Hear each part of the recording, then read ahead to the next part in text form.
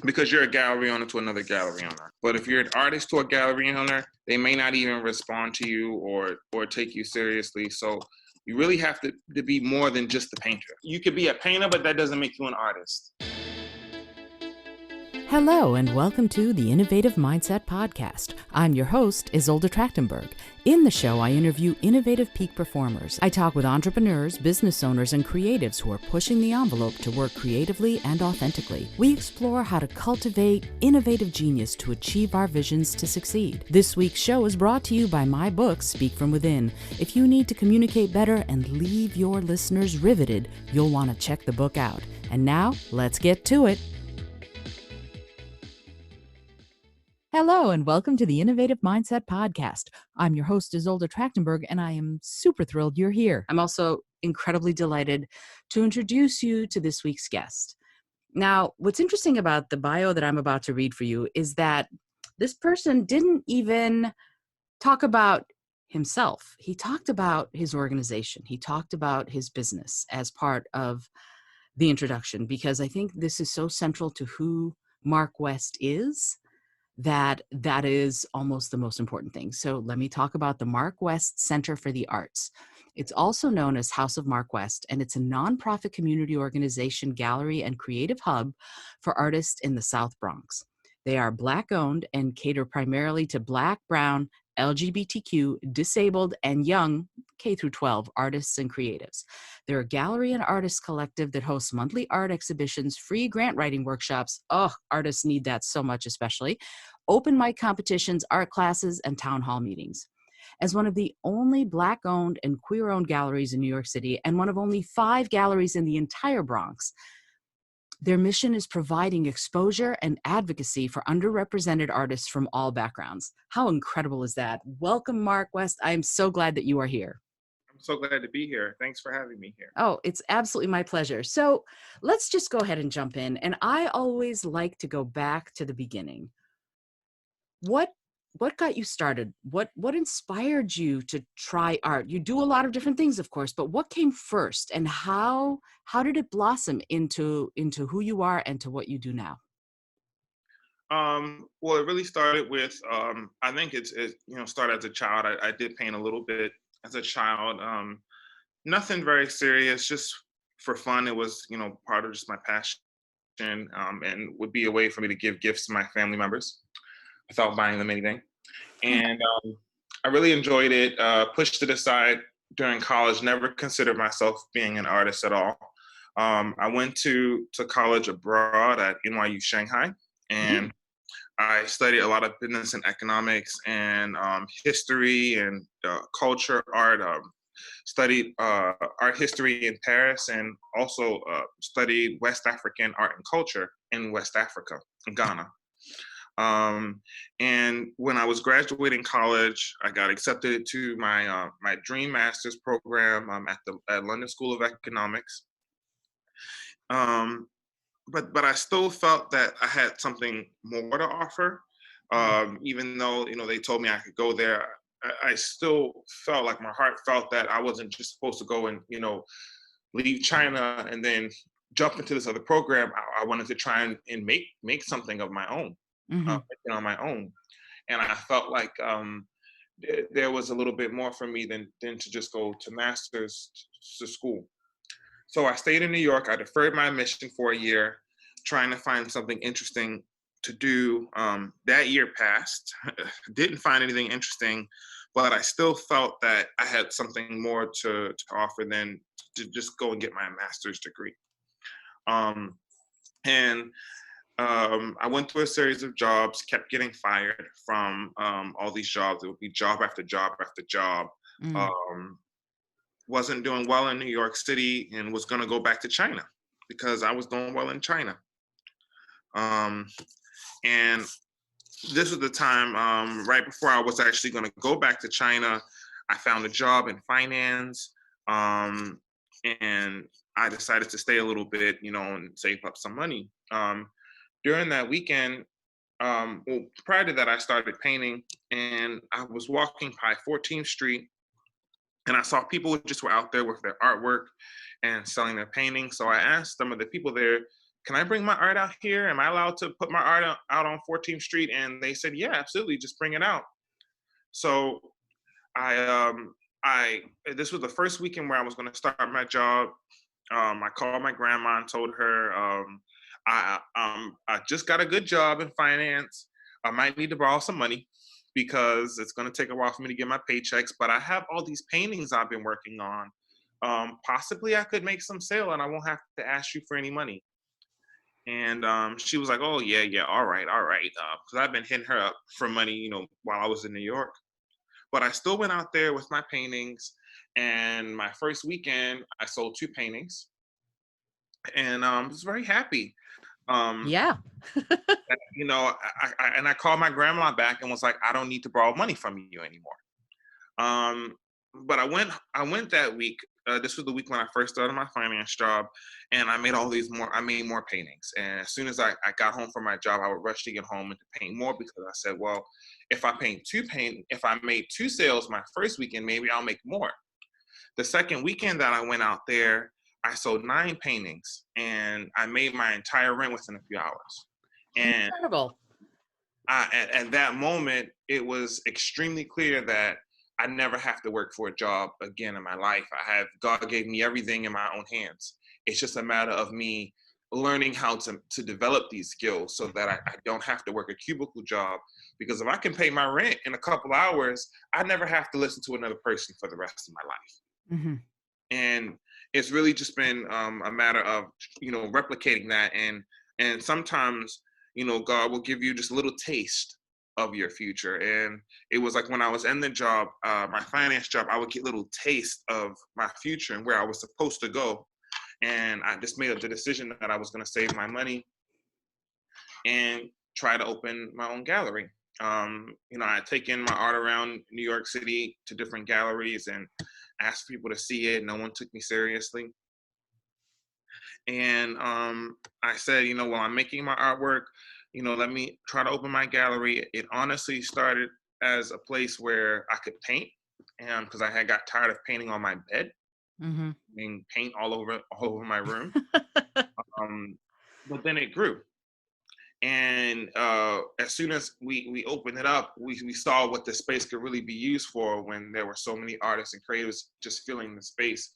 That was not our intention to build the community center at the beginning. I didn't even know that was possible.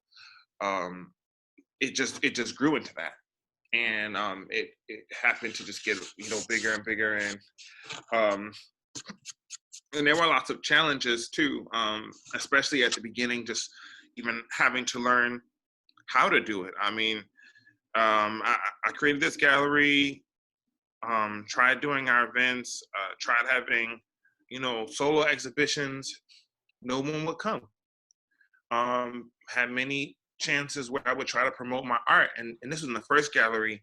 No one would come, and what I had to learn was that the secret to our success is that um, we elevate ourselves by elevating people. If you're an artist out there, which is what 99% of painters do, they run around and they want the world to see their paintings. Look at me, look at what I can create. And honestly, in the city with so many artists, no one really cares, about someone that's promoting themselves. Hmm. Um, But once we realized that, we could use this as a platform to help other people, we realized that we can help ourselves by also helping other people and providing opportunities to other people. And the more people we helped, the bigger the organization grew. I mean, it was directly related to that. Hmm. So, the mission shifted from, promoting myself to helping as many people as possible. Um, and that's what's really, we really can help more people. We can help ourselves by helping more people. Sure, absolutely. And there's an old saying, a rising tide lifts all boats, So by helping these other people, you also do help yourself, and you're able to create a real community, it sounds like, around art in in the Bronx, which I think is incredible. That I read that there are only 5 galleries in all of the Bronx. You're one of 5? Yeah. And there are some, galleries. A lot of them aren't even doing anything. We're probably one of the most active Hmm. here in the entire Bronx. Wow. Every month we're doing stuff, and it's we're not just active in the Bronx. We're actually Bronx and Brooklyn based, and we're going to be expanding to Brooklyn. Um, Part of what we realized was that there was no really art center that catered to people of color, LGBT and disabled artists in New York City. Period. Mm. This was something that did not exist in all of New York City. Period. It's Wow. not just the Bronx, and we know this to be true because even when we opened our first gallery in Long Island City, we had people coming from, and even now we have people coming from Staten Island, from East New York, from all of the boroughs, and even Jersey, just to come and see this Black-owned gallery. So it really wasn't something that we were creating for the Bronx. This is really more for New York City, because they're it really, with a city of so many artists here, there lacks opportunities for people of color, and it's still a very racist and whitewashed industry. So just Hmm. to have a Black-owned gallery in New York City um, is revolutionary, not just in the Bronx, but just here, period, because there aren't that many Black-owned opportunities, and the ones that are Black-owned are always in the outskirts. They're always like far away from everywhere else. We're right up in the hub. So there's not really been opportunities that were accessible, um, um, or that were Black-owned, or that were just safe spaces, and that's something that we really tried to create. It sounds like you're succeeding, which is it's such a necessary part of living in New York City, I think, and anywhere, having that kind of representation is crucial. And so Mhm. the fact that you're doing it, and then these voices are traditionally way underrepresented everywhere. So can you talk a little bit? You said something about that the industry of art is predominantly white, and it's a racist industry. I'd love to get a little bit more on what your thoughts are on that, and what you think, how can we improve it? Like, what can we do to improve the representation of Black people, brown people, LGBTQ, disabled, young artists and creatives? What can we be doing? What can we, in the New York City community, but also in the greater world community, what can we be doing to make things better? So I know that's a long, big question, and I'm happy to break it down into a couple of different questions, if you want. Um, One of the major things that I've had that's held me back was stereotypes and Hmm. perceptions. And this is something that comes not just from white people, but also Black people. It comes from all types of people. Hmm. Many times I've tried to promote my company, and time after time, people don't take it seriously. They don't take it seriously because it's just a Black gallery. Hmm. They don't take it seriously because it's in the South Bronx. They don't take it seriously because I'm very young. So there's a lot of perceptions of what it actually is, and sometimes they don't match up. And even getting help from other Black people who are in the art industry, that's also very difficult. I hate to say this though, but there's a lot of jealousy amongst some of the other Black people that are in the art industry that I do know, and it seems as though they'll help everyone else, but they won't help me. And right now, the country's really shifting, and we have a lot of white businesses, white people trying to do whatever they can to make sure that Black companies succeed, because of how just the country is changing, and a lot of that support won't come from Black people. I'm sorry, won't come from Black men in the industry.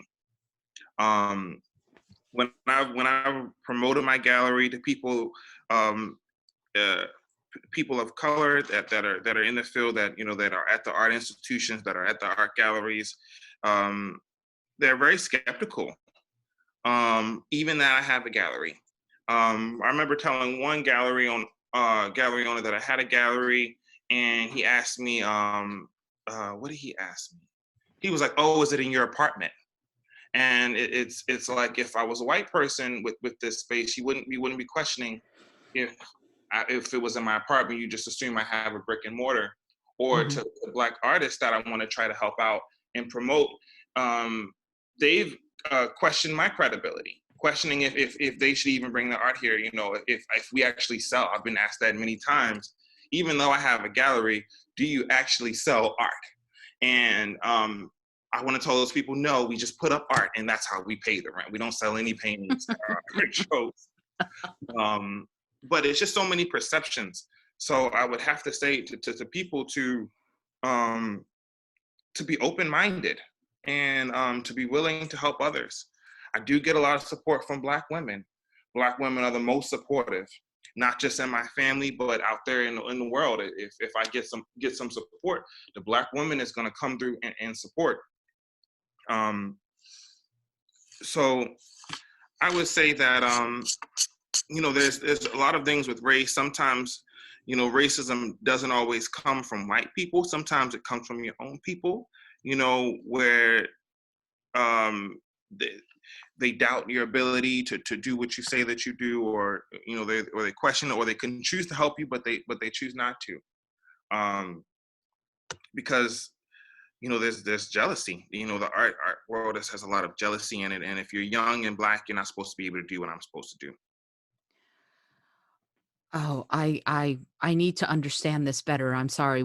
Okay. So what is the root of the jealousy you're talking about? The fact that you're young, the fact that you're a person of color, the fact what do you think is the cause, the root cause of the jealousy you're talking about? I think it has to do partly with color, but a lot with age. Honestly, there's a lot of age discrimination in the art world. Seniority plays a big part. How long you've been in the game, and um, I've had to try so hard to distinguish myself um, from, let's say, some of these uh, what's the word I'm looking for, from some of these I hate to say it, artist collective pop up events, and I've had to differentiate myself as, no, I am an actual gallery. We don't just have these little pop up events. I have a brick and mortar. There is programming here. Um, we have a mental health component. We're very socially active. Mhm.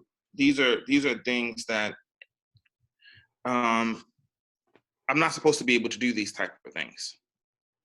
What do you And mean by supposed to be able to? I don't understand. I mean, you are doing them. So according to whom that you are not supposed to be able to be doing them?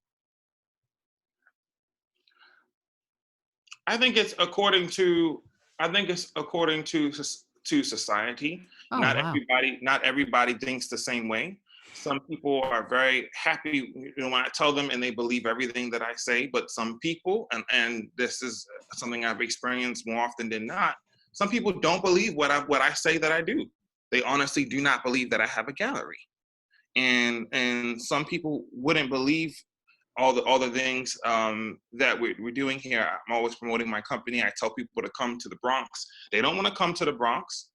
Um, and sometimes when I say that it's in the Bronx, they don't take it seriously.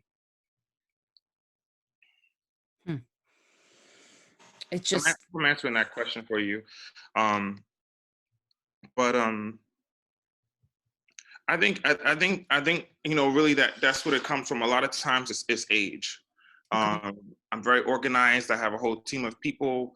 Um, I feel that if possibly I was a little bit older, or if I was white, they might take it seriously. But um, people are changing their perceptions about the Bronx every single day, especially every time that we have our events here. People are always saying, like, that this was here, or I would have never thought that this was here. Mhm. And that shows that they had that perspective, and they had to unlearn that perspective. it's not just unlearning it, it's opening their eyes. Sometimes we just get stuck in our own little world and don't see what's right in front of us because you're obviously doing it, and so what what is your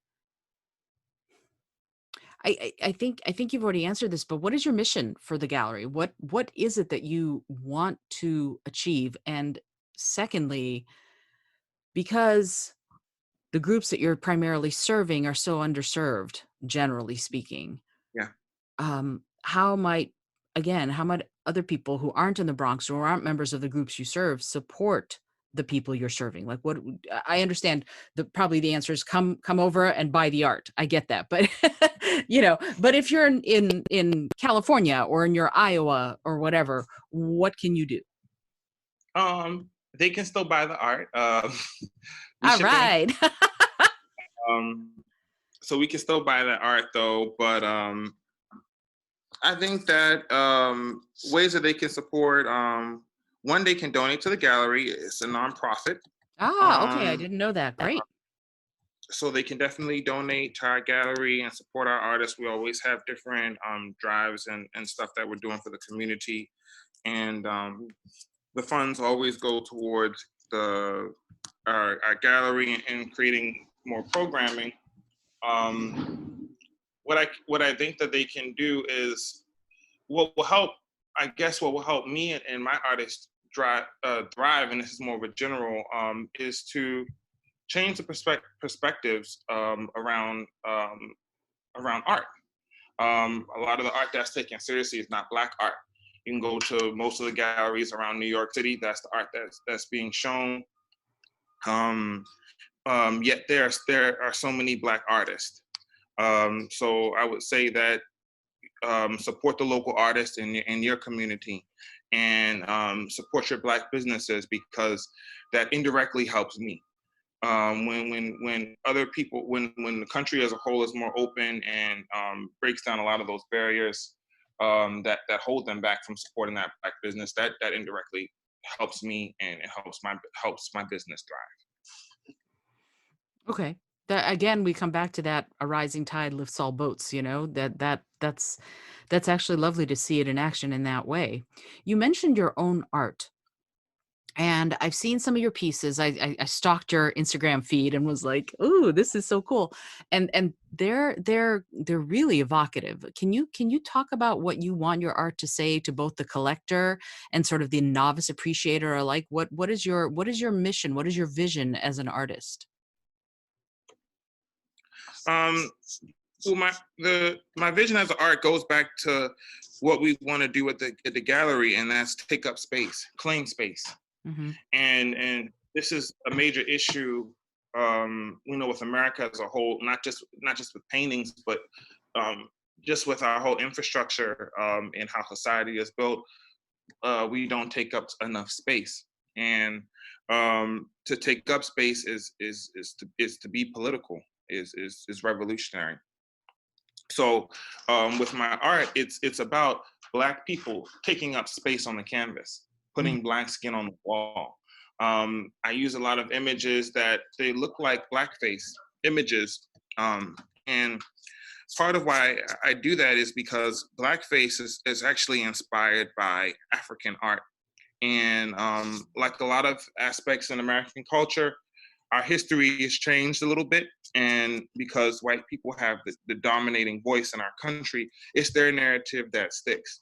Hmm. However, blackface is something that was originally created and inspired from African art, and those images extend all the way back to ancient Kemet. Those are very old images. Ancient Um, what now? I'm sorry. Could you say it again? They extend back to ancient Ancient Kemet. Kemet. Oh, I've never heard of Yes. that word. What is that? Um, it's so Kemet is a place. It's by modern day Egypt, Uh huh. and it's it's an older kingdom that's on the northeastern coast of Africa, Hmm. and it's it's actually in ancient Kemet they have pyramids, Mm-hmm. and those images are inspired by images that go back to ancient Kemet and ancient Egypt. Those images are also present in voodoo culture and in voodoo art that has existed before blackface was pushed out in the late 18th and 19th century. So there were already, these images already existed, and they were created by people of color, Mm-hmm. but they were used to demean us. So I take these images and I put them in scenes which uplift Black people. So I may paint Black people in scenes from the Bible, or paint Black people as gods, or paint Black people as very, powerful beings, Mm-hmm. as a way to subvert the original meaning, where it was once used to put down Black people. And one thing about my art is that it's one of the few examples of Black privilege, because there's not many things in this country that a Black man can do and get money from that a white person cannot do. So this is me exerting my privilege, me having the right to talk about race in this dynamic. That's something that I have a right as a Black man. When I do it, it's okay. So it's, so there's that aspect of it that's political. But really, it's about uncovering certain aspects of history that we were incorrectly taught. Um, Another example is the image of the Black man eating the watermelon. That has a lot of racist connotation in American history. But that was because after slavery, Black people, once they were free, a lot of them went to sell watermelons, and that was a way that the freed slaves would gain their independence, and that started a lot of the first Black businesses. They were watermelon businesses after slavery. So white people decided to make all this racist imagery of Black people eating watermelon, so that Black people would hate that image and would not go into this field. So the same thing is similar with blackface. Sometimes images are created to convince the Black man to hate what they see, such as the jet black skin. We were trained to hate that image, and that was strategic. But I find beauty in it, and I want to expose it. And each piece that I have, there's a story behind it. There's a reason I'm painting it. There's a message. I don't just paint bowls of fruit or legs or anything like that. There's a message behind each and every one of my pieces, and I'm there to tell stories that aren't told. So you're telling stories that aren't told, and it seems like it's a reclamation of sorts. Absolutely, that's the exact word. It's a reclamation. Yep, that's exactly what it's called. Okay. So um so here's a little bit about me. I love I'm I don't you're very young, so you probably never saw liner notes from a CD. But I am the kind of person who will read all the lyrics, and I'll find out who the person working the board was if I get an album. I want to know everything about it. So when you create these images, these art pieces, do you also write sort of the explanation, or is it something that you're leaving for the people who buy the art, or just the people who view the art to glean from what you're doing? I prefer not to explain my pieces, because I feel like if I have to explain it, that means I didn't do it right. Hmm. I don't expect everyone to get my pieces, but I do expect some people to get exactly why I'm painting this image. And it's important for me to make sure that to make sure that the image is clear enough to where if you read it, you can get something, you can get something from it. But I personally don't like to just to give it away. I mean, I make the image to make you think. I want Hmm. you to think about what's going on. Hmm. I want you to have certain feelings about it. I have this one image, and it's done in like the American Gothic style, and it's this painting of like these two Black people. They're painted like the farmers in the famous painting, Mm-hmm. and it's actually a murder scene where the farmers are holding a pitchfork, and there's a murder in the background, and it's a lot of people have a lot of questions about that piece, and it's caused lots of controversy, especially in the street. I put my art in the public, Mm-hmm. and when you have blackface art, a lot of people have opinions on it. I've learned that from just putting my art there and being quiet. There are some people who see my work as very, very powerful, Mm-hmm. and other people who are just so angry at it. They're completely confused at what I'm doing. Um, the artist, I feel like good art is supposed to make people have something to talk about. It should cause a discussion. There should be some sort of discourse. I don't want to just give my paintings away. Mm-hmm. Um, that's why I paint them.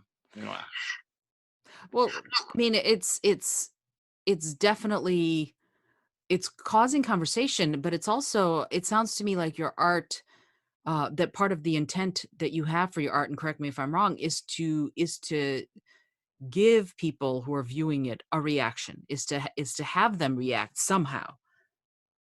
Yeah, absolutely. I don't believe in art that you see it and you just think it looks pretty. That, Hmm. that's bullshit art to me. Art, honestly, art is supposed to make you feel something, and you should feel something from looking at that painting. You should be transported into another place, or you should imagine a different scene. And um, I do these works to one. It's for my people. Um, when I paint the jet black skin, it's to represent the beauty of the black skin, and it's to represent black people with no slave blood in them. If the skin is jet black, then that means there's absence of white. So all of my people in my paintings, these are the original people. These are the people that have no dilution, anything. These are purely black people, and I'm painting them on the canvas, and people are never painted this black on the canvas. The people cannot be blacker than mine.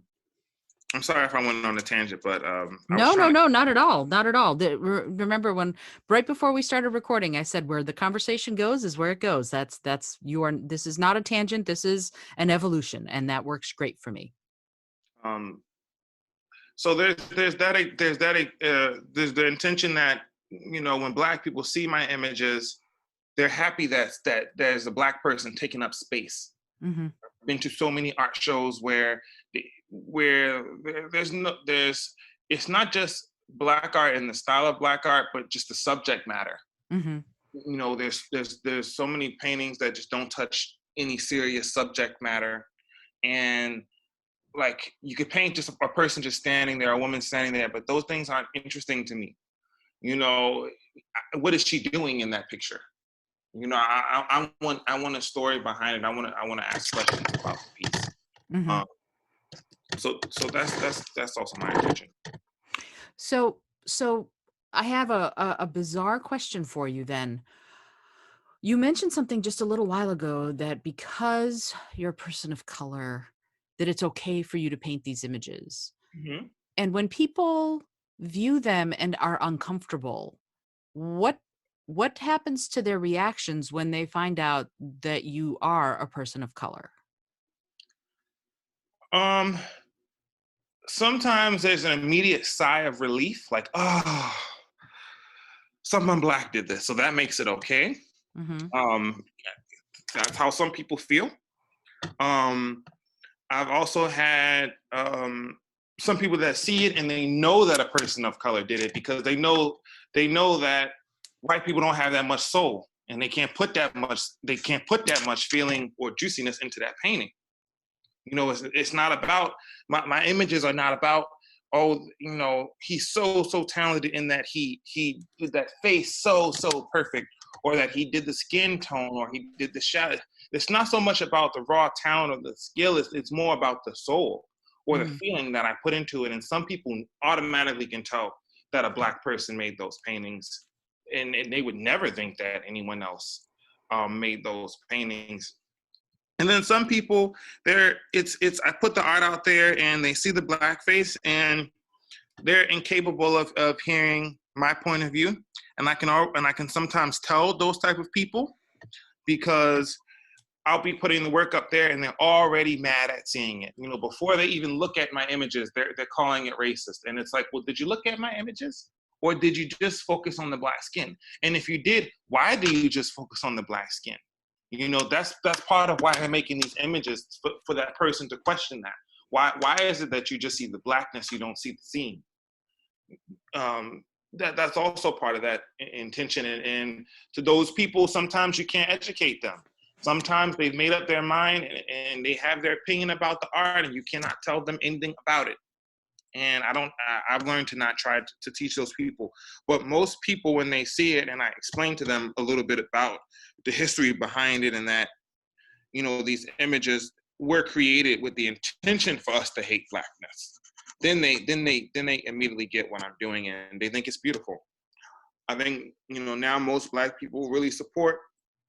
Black people have always supported my blackface paintings, but now that the message is out a little bit further, you know, I have a lot more support from it.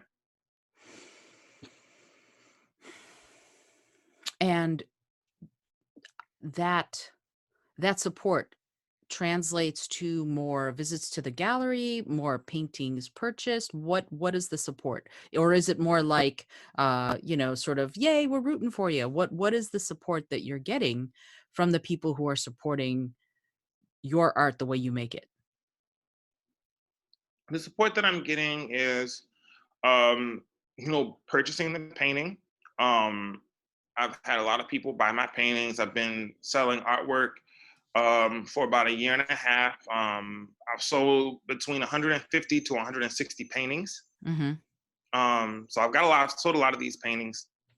Um, and and I guess that's what you said. People purchasing the paintings, you know, that does support.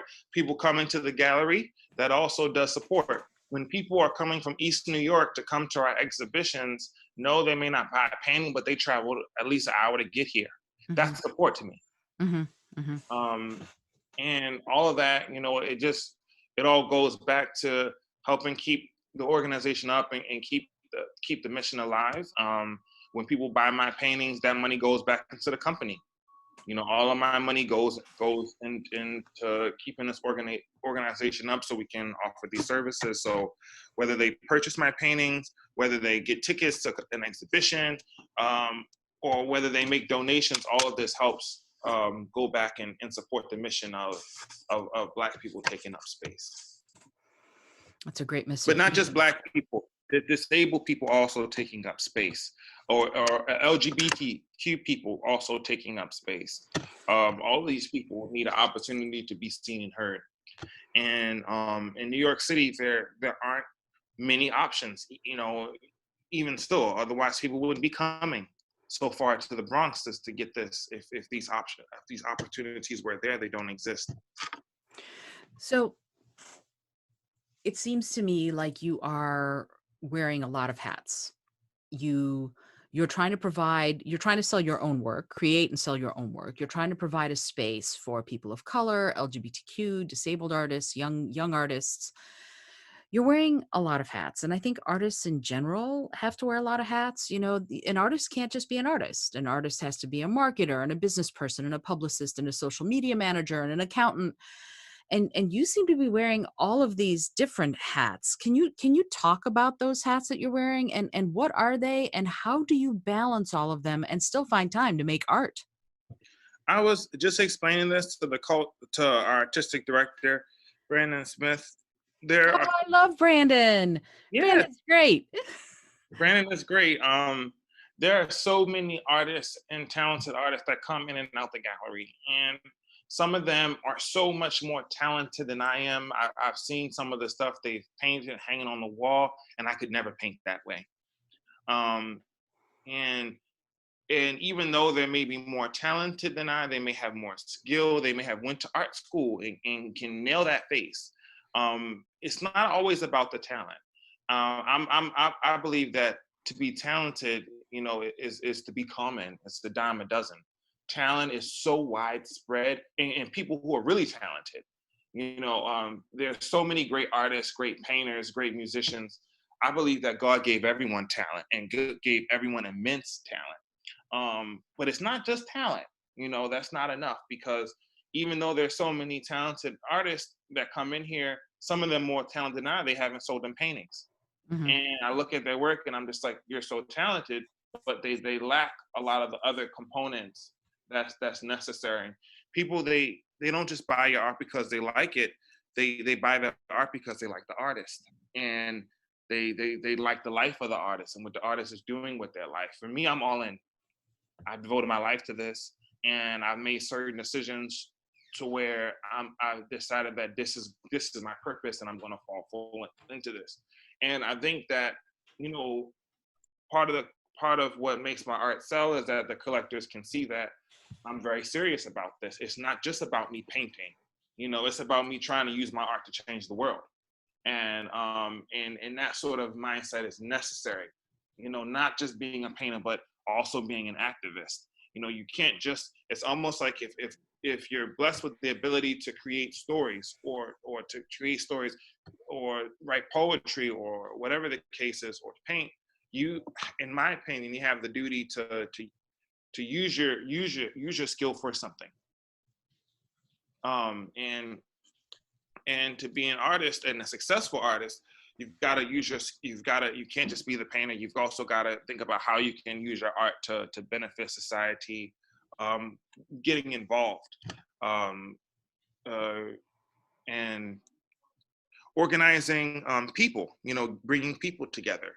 Art is connected with humanity, is connected with culture. All of these things, all these ideas are intersected in the art world. And to be a successful artist, you got to be involved in the world. You can't just be in your studio painting. That's not good enough. There's so many artists that are in their studio painting, but they're not out there in the world. And that's not good enough. You have to be out there. I put my art in the streets. I go to 14th Street, Union Square, it's the center of New York City, and I not just have to be the painter, but I also got to be a public figure, because I'm out in the public, and I'm talking to people all day about my work. And that these are some of the skills that to be successful, you got to be all well rounded in the studio and outside the studio, being a part of the community, making your art a part of the community, and taking up space. So these are all the things that I have to do, on the day to day. I also have this community cultural center, and this gallery, and part of that was because people never wanted to just come and view my art, or I would try to make appointments and for people to come and see it, and they wouldn't see it. They wouldn't come. But if you have your own gallery and you call other galleries, they'll come and check your gallery out. And they might actually say, add me on the email blast, because you're a gallery owner to another gallery owner. But if you're an artist to a gallery owner, they may not even respond to you or take you seriously. So you really have to be more than just a painter. Paint, you could be a painter, but that doesn't make you an artist.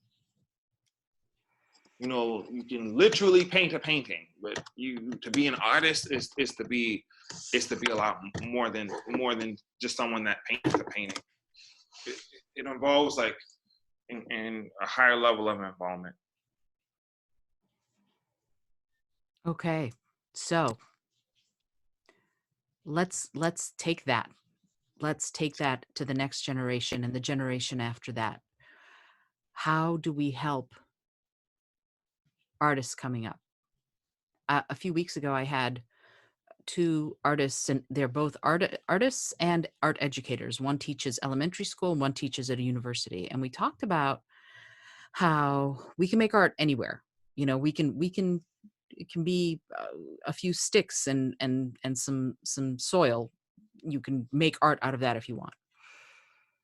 So what how do artists begin? What can an artist do, particularly let's artists of color or underrepresented artists, LGBTQ artists? What should their first steps be to becoming not just a painter, but an artist? What are the first steps for them to take, according to you? Well, first, I think there's technical things to this. Okay, there's you need to be a technically great artist, and what I mean by that is um, the materials that you're using in your piece. Aiming for high quality. If you want people to take your work very seriously, that means you need to invest seriously in your craft, Mm-hmm. and and that means buying the best canvas, getting the best paint, making sure that if you show your work, it's in the best condition because there's already that stigma of you being a black painter. So you Mm-hmm. need to make sure that your work is in the best condition. And two, for technical, I would also say making sure that you have an iconic style of painting, meaning people should be able to tell that that's your artwork without reading the signature. If I see a painting and I don't know who did that painting, that means that artist didn't do a good job because I should be able to recognize they should be putting individualistic characteristic into their pieces to show that they're the people who did it. What's the point of making something that the person next door to you could make as well? That's a waste of energy. Make something that only you can make, and be known for that, and have your style. Or if you sing, and if you're a musician, or if you do dance, develop your own unique style. That's characteristic of yourself, to where when people see how you move, they know that you're that dancer. Or when they see that work from a distance, when I see good work that's done by artists of color, like I can see that they have their trademark, their signature in it, and and that's what makes it good. Now, pushing that aside, I would have to say that um, putting your art out to the public, and learning what the reaction is. We may have our own perception of our art, but that's not just what our art is. Because the art outlives the artist. It's also about how that art is received. That's a huge portion of it. So when I put my art in 14th Street, in 1 hour, I can have 1 or 2,000 people that walk past my artwork. And if I'm out there for 8 hours, then there are thousands of people who see my work and give me comments off of it, and stop me and ask me questions and tell me what they think. I have the benefit to get that exposure. And also in New York City, there are people who are curators and gallery owners and other artists that are walking past my art and telling me what they think. And that's because I put my art out there. So if you want people to know your art, they have to see your art. It's not just about putting your picture on the Instagram. You've got to put your art in front of people. The truest definition of an exhibition is in public. It's when we think of the artists like Picasso, who's sold his work under highways. He put his work, not only in the galleries but also in the public for the people to see. So to exhibit your work really means putting it out there, and what that does is that teaches you what you'll quickly see. If you got 10 paintings out there, some of your paintings are going to get more attention than other one of your paintings, and some of your paintings no one's going to look at. So if you're conscious and you're critical, you'll see, wow, everyone really, really liked this painting. Like I painted this portrait of Frida Kahlo, and I was painting it live. And I've painted live before, but when I was painting Frida, I had so many people comment off of it, and even little kids were commenting that it was Frida. And I realized that wow, Frida Kahlo is very, very known, especially in New York City. And that's like if I paint something of her, people are gonna make comments about it. Mm-hmm. Or if I paint in a certain style, learning that wow, everyone is making comments off this type of paintings. I need to sell this painting high because this painting is drawing their attention, and then I may up the price a little bit more on that painting. Mm-hmm. Or it may be art that I may have put out there, but I don't really get any interaction, and then I go home and then I fix the painting, and when I put it back out there, then people are talking about that painting. Hmm. Sometimes I'll put it out there, I'll get no interactions, I'll say, you know what, this painting isn't finished, I'm going home and finishing it more, and then when I put it out there, I'll sell it at that time. That's because I put my work out in the street, and I paid attention to the feedback. So it's really about listening to what the people are telling you about your art and showing it to the people. And you cannot rely on any person to do this for you. They won't do it for you. You've got to put it in front of the people yourself at the beginning. And you got to be willing to be out there for the 8 hours. Mm-hmm. When I first started putting my art on those streets, I would be out there 8-10 hours. Mm-hmm. I was learning, and I had to treat it like it was a job. And I knew that I couldn't go out there for 3 hours and then get mad because no one bought a painting. I had to treat it like work. Just like I go to work and I get paid for that, you know, at an hourly job, I had to treat it like it was an actual job. Mm-hmm. Getting up early, preparing my work the day before, going out in those streets and you know, and being serious about it. And for myself, when I treat it like it's a job, I usually can sell a lot of paintings. My energy is different. Mm-hmm. But I've had days where I just, you know, I'll have the same artwork and I'll just be doing it half-ass, and I know I'm not gonna sell any work that day. So your intention sounds like it's a big part of that equation. Mm-hmm. Exactly. You have to be intending like this is work. When I'm Mm-hmm. in those streets, like my mindset is like I'm in my finance job, like I'm getting paid to be out here. Because you'll like for myself, I always get blessed by it if I put in the hours. It's just I don't know when it's gonna come. So I may go take a painting out there and be out there bring my art out there, be out there all day for 10 hours, not make any money, but I've talked to so many people in those hours. Mm-hmm. And a week later, someone that I met while out there might come and say, hey, I remember, do you still have that painting? I saw it in the street. And that money may actually come a week later. Mm-hmm. Or sometimes it may come 2 weeks later, or I remember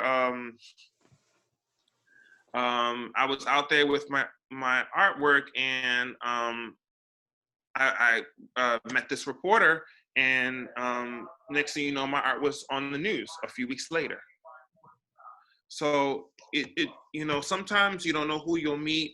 You don't know who is out there. You cannot have any sort of expectations, and you don't know how much money people may have either. You may see someone. This is also a big thing too. I've had sometimes young people look at my art, and in my head, I'm like, oh, that person's not going to buy a painting. They can't afford my art. And then they pulling out their card to purchase my art at the price that I told them. And so sometimes you know there's these perceptions that, oh, if that person is white, they're gonna have that money, or if that person is older, you know, then that age they may have more money. But sometimes that's actually not the case. And a lot of my highest priced work has been to Black collectors. I've mm-hmm. been paid most and been highest paid by my Black collectors than my white collectors. And that's something that a lot of artists won't believe. In fact, I've had more white people offer me disrespectful amounts for my art. You know, art, and they may love it, but I'm like, why are you offering me this? Don't you know I have a gallery? And I've been offered high amounts by Black people. Mm-hmm. So, you know, there's a perception that, you know, that if I go to an exhibition, especially at my gallery, that there are people of color that, oh, no one's gonna buy your painting. But what I tell these artists is that if that person works in New York City and they bring in at least 40 or 50 or 60 or however much $1,000, they can afford your $5,000 or $1,000 painting. They can afford to say, here's $200 now, I'm putting the deposit down. Let me get that painting. Most people in New York City, Black or white, can put that money down, or can afford it just because of the income you make in the city. You Well, and know, it also, I mean, it oh, seems to me like the art is, if it affects them, if it speaks to them somehow, then it becomes important to have. mhm. And if it's important to you, you're going to make it a priority. And even if you can't afford to buy the painting right this second, Oh yeah, layaway is the thing. And I tell artists, don't be afraid of layaway. Sometimes and these are the things that if you're an emerging artist, you have to be able to talk about it. Mhm. Can you pay? Can you ask? Can you pay some down? Hello? 500 down. Everyone's. Can you hear me? Yeah, hello? Uh, can you hear me? Where'd you go? Hello? Right here. I'm right here. Oh, okay, I hear you Can again. you hear me? Yeah, I can hear you now. You faded out for a second, and I'm like, oh, you were in the middle of a sentence, and all of a sudden, nothing. And I was like, something's going on. So I'm sorry. Could you repeat the very last? You say to artists that if they're an emerging artist, this is the last thing I heard, that they have to be willing to do things like layaway, and then. To do things like layaway because you're saying you want to sell. You're saying you made this work of art for 3 grand, and you want someone to like it. Well, guess what? Someone may not have 3 grand to give you. They may have $500 that they can spend right now. You take Mhm, that damn money and you make them sign a contract that they're gonna make payments on the rest of that painting. mhm, And you have to be willing to work with people because if someone is willing to spend all this money on your artwork, that means you move them. You should be flattered. So we can't be hardballs on this. I work with my collectors, and sometimes I get paid outright, but for the average person, if you're trying to sell work that's over $1,000, you know some people going to pay you outright, some people can pay you half, and some people can only give you that 100 now, but you'll be happy each month when you get that $100. sure. You'll be happy. You're not going to be upset. um, No, no, not if you're getting that $100 every month until they pay it off. So this is something that I wanted to ask you, and coincidentally, it's something that you said that you wanted to talk about. I had an author on my show just a few weeks ago who's also an English teacher, and he made the point that literature is about the human condition. And I've been thinking a lot that music is the universal language. What do you think art's role in society is, in the world? How does art affect society, and how can art affect the individual person? And more importantly, what does someone need to know or do to view art and or to appreciate it? hmm, okay. Oh wow, these are excellent questions. Um, hmm. I think that what's different was what art, and I'm going to refer to visual art. Mhm, Um, mhm, absolutely. you know, it's like art and poetry are cousins. Artists and poets and musicians, we're all cousins in how we capture that moment, and we tell a story, and whether it's visually or auditorily or something that we just experience. So we're all telling stories in there, but what makes art different is that art lasts a lot longer. And art is something that's been around for thousands and thousands of years that you can still see. Mhm, Yes, music and poetry's also been around, but seeing a painting that was painted 500 years ago of how life was, paintings they last.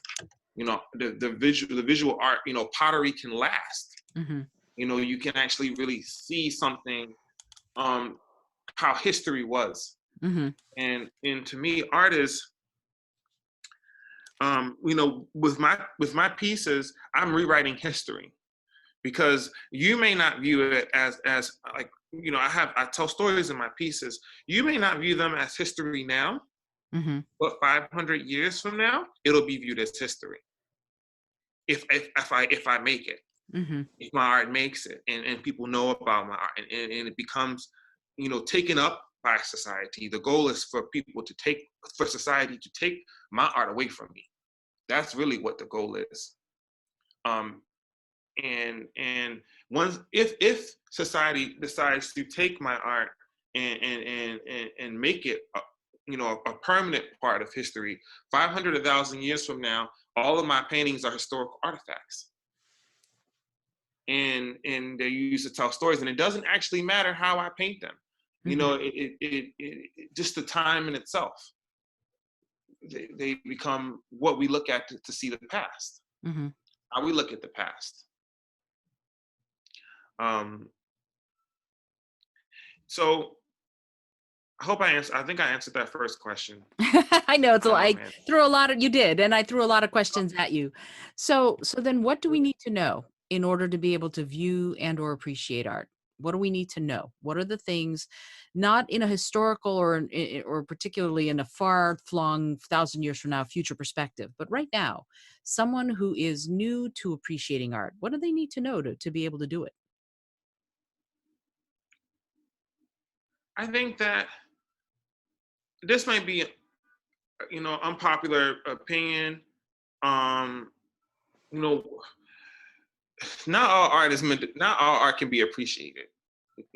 So sometimes as an artist, I see art and I'm looking at it, and I'm a very empathetic person, and I study art all the time, and a lot of times I can feel what that artist's intention was or what they did. But Mhm. some pieces, I don't know what the artist did, and I question if there was anything in it.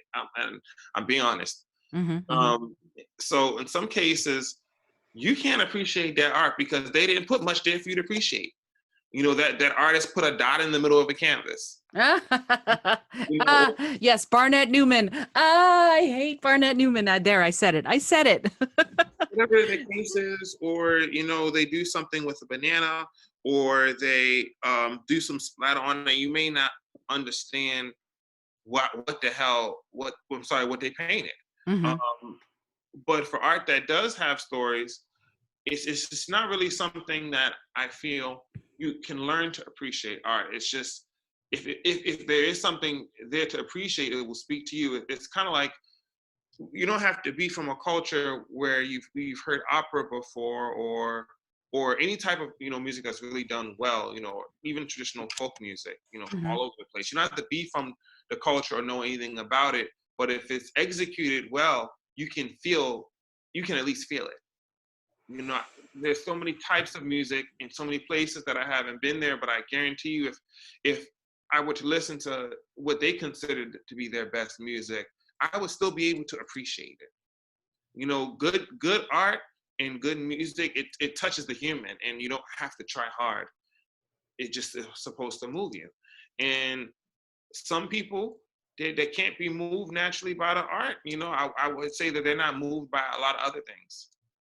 Not everybody is going to see something and that's going to affect their emotions. And me, I'm someone that does get affected by things. Mhm. I could see a face and I could really, I can appreciate that face, or I can see a tree and I can appreciate that tree and that can bring me joy. But not some people just see the tree Mhm. and they don't see that, and that's not something. And if you're that person, I can't say nothing to you. Yeah. Well, so I don't think you can learn to appreciate it. Just like with music, yeah, I don't think you can learn. You have to learn to appreciate good music. It just has to be good, and it will touch you.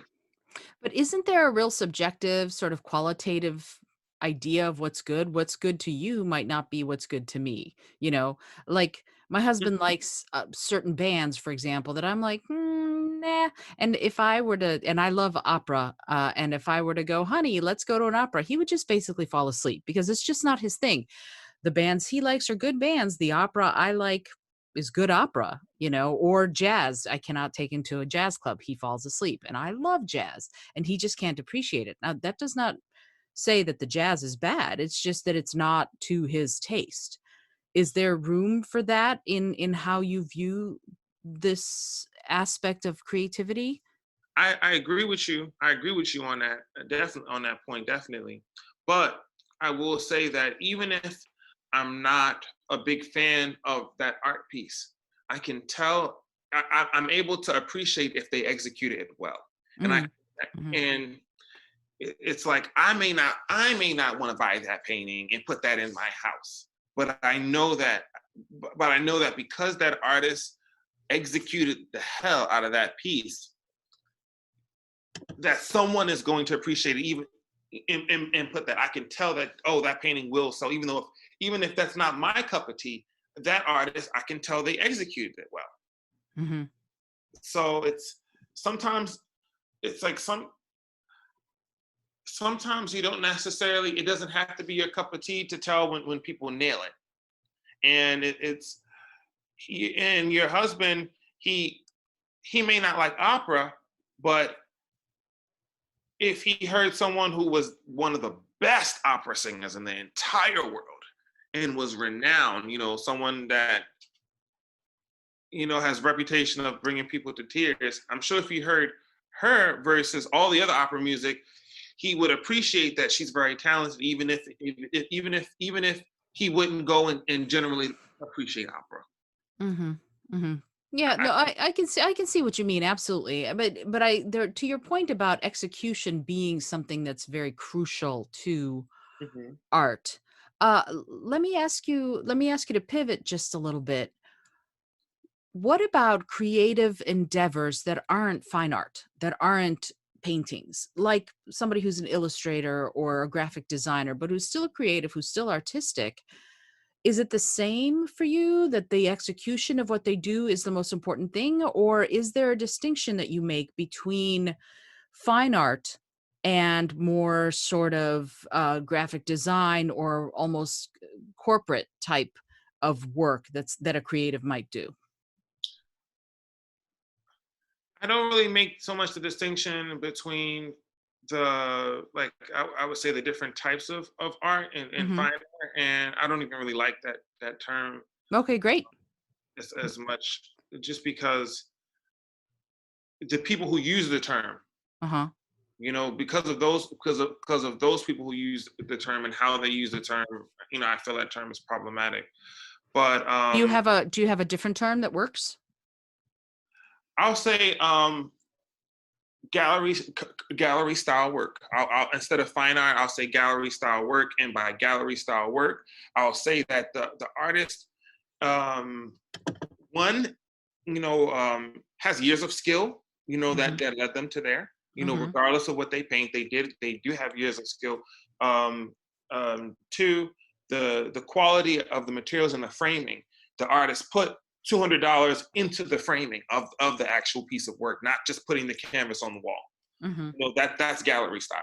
Hmm. So I'm not going to say fine art, but I'll say like artwork that's professional for a gallery. The artist put put put the proper things into it. There's that.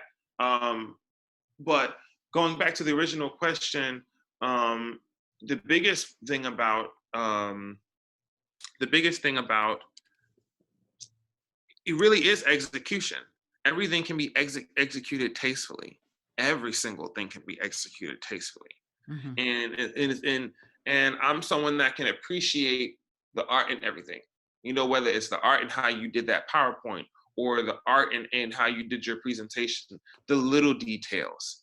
Being very meticulous. This is something that it just requires you to turn on your brain a little bit, and really be like, I'm going to make this. I'm going to try to do the best that I can do, and that's something that you can do this in any field, whether it's film or poetry. It's taste is taste is something like with sophistication.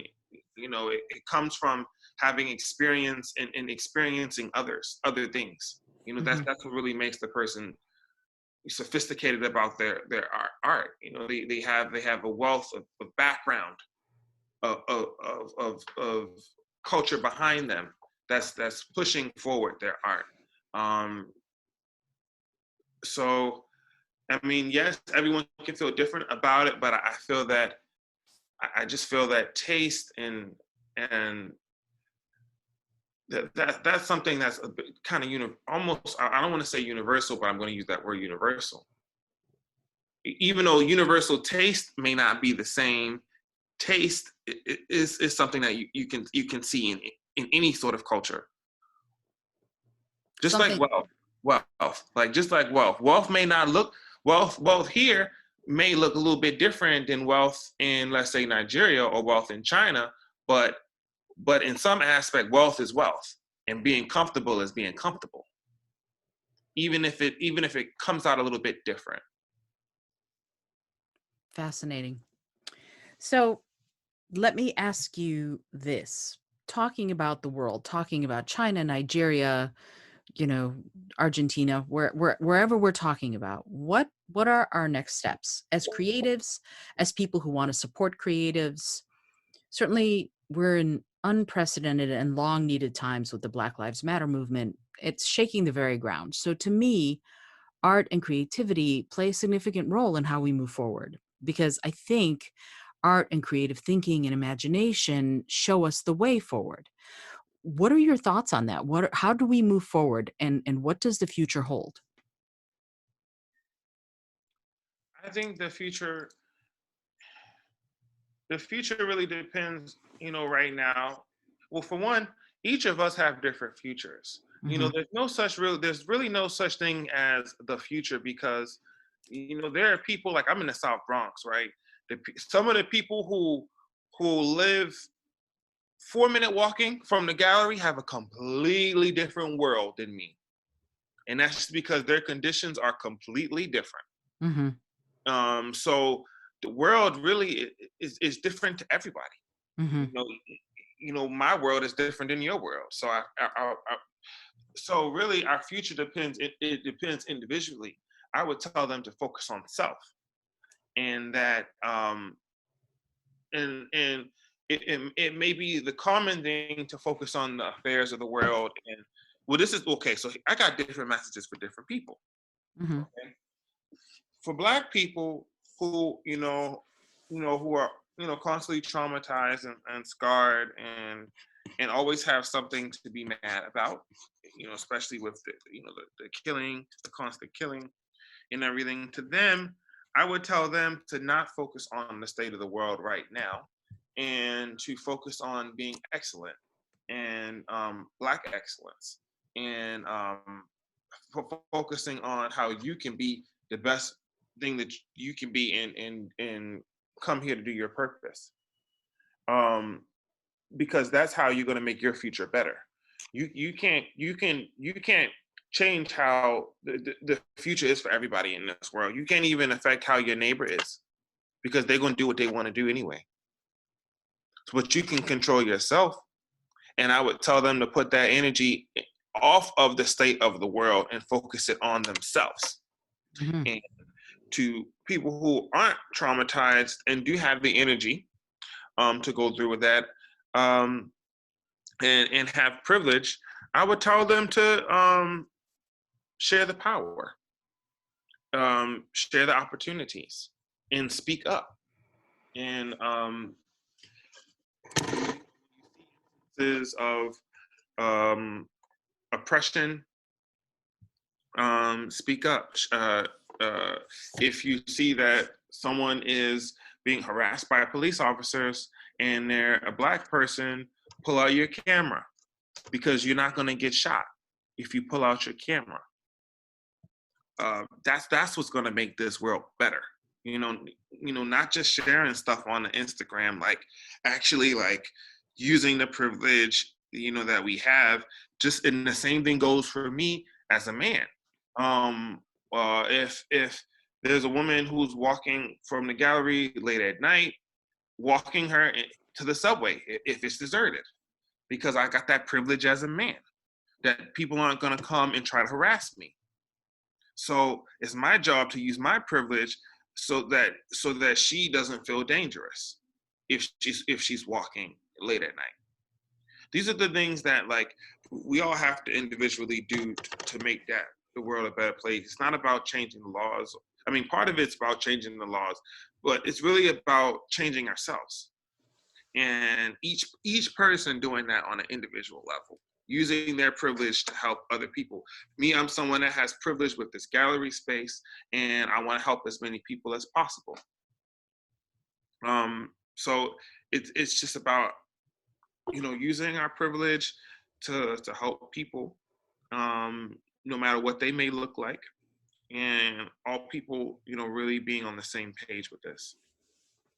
I think that's really important. And as I was saying earlier, focusing on oneself, because individually, we can change our future. Not everybody feels the same way on the state of the country. Not every Black person feels the same way. Um, and um, and part of why we feel different is because of our place in society.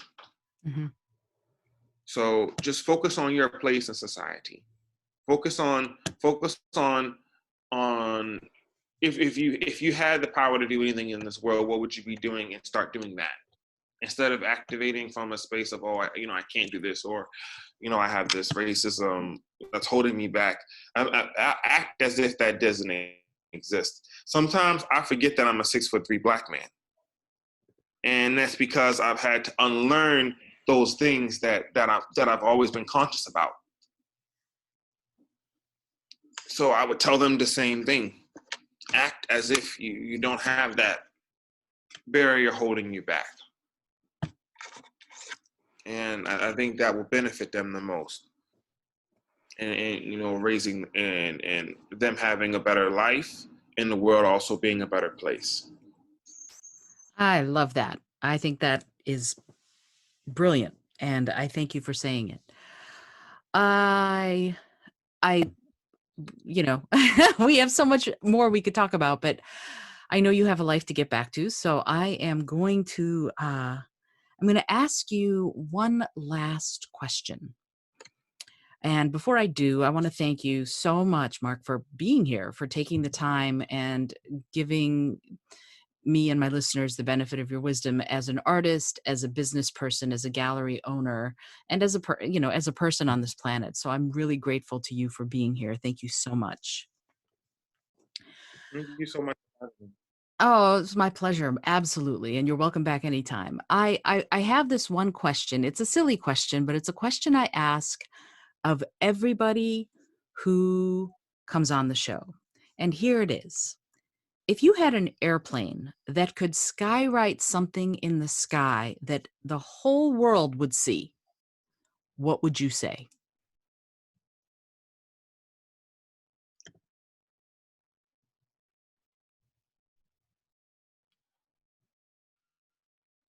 Ooh, that's a hard one. I know. Hmm. It's a tough one, but it's a good one. Because you can't skywrite all that much, I know you can't skywrite that much.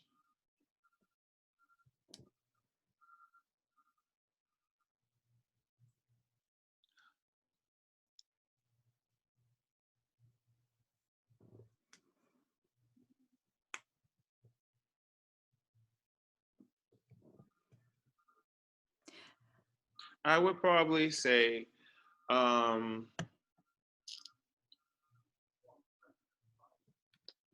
I would probably say, be kind, be gentle, and love your neighbor. And be kind because I feel people are not kind to themselves. Mm, And I feel that the world needs, just on an individual level, um, we need to remember that we have to be kind to ourselves and also be kind to other people.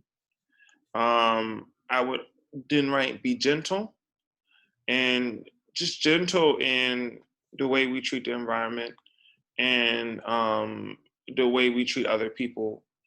There's so much like brutality in this environment, and part of that's because of technology. People can't be gentle, and we're not gentle with this planet either. We destroy it. So that would be the reminder. And then to love everyone. I feel that if we were reminded that we need to love everyone all the time, then there might be less killing, and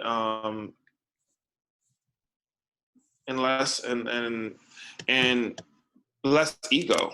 If we love the person that we're talking to, that's something I have to learn.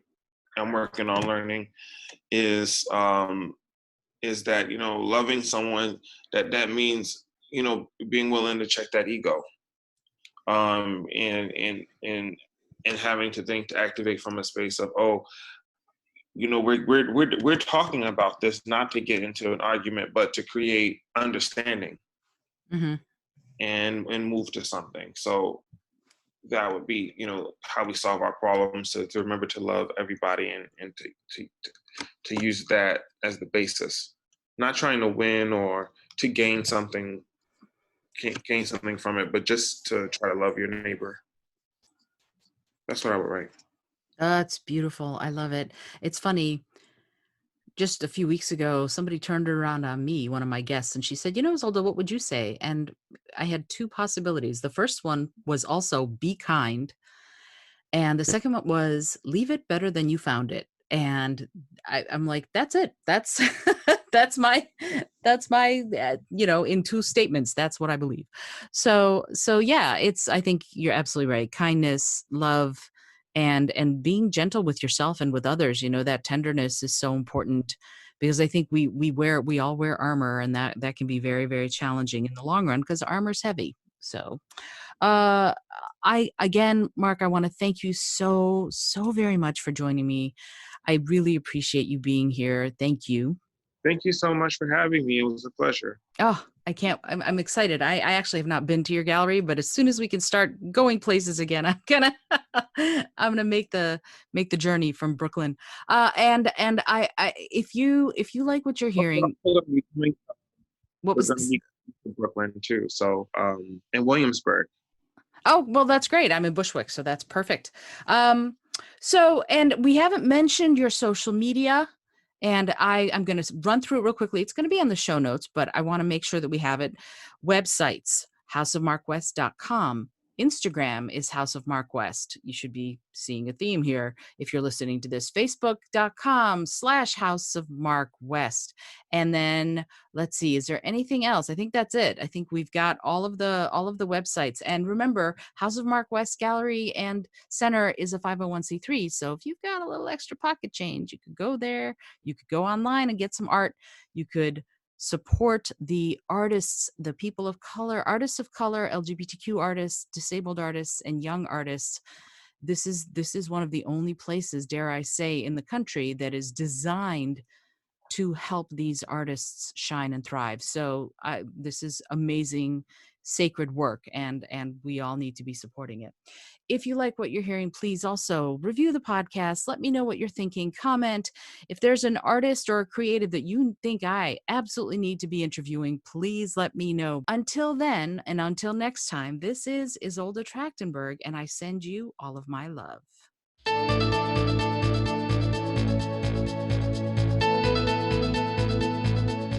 Thanks so much for joining me today. I really appreciate you being here. Today's episode was produced by Isolde Trachtenberg and is copyright 2020. As always, please remember this is for educational and entertainment purposes only. Past performance does not guarantee future results, although we can always hope. Until next time, this is Isolde Trachtenberg, and I send you all of my love.